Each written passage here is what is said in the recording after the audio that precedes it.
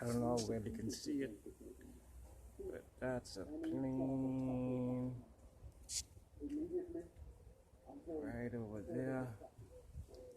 And if you look good, you can see the chemtrail behind it. And if you look at it good, you can see that.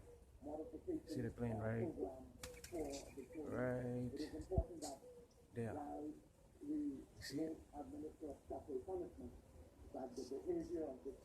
You see it? It's right. Get my finger. If you look at it, you can see the chemtrail, and it's not leaving a trail way behind. See that's what a normal plane looks like. Hope you can see it. That's what a normal plane looks like.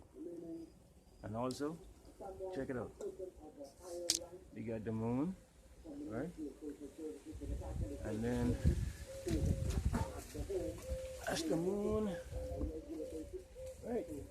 That's the moon, and there's our lovely sun in the sky at the same time. The moon and the sun. So what's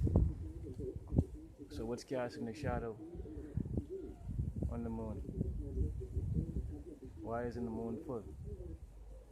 Why isn't the moon full if the sun is what illuminates it and this earth is what casts a shadow on it?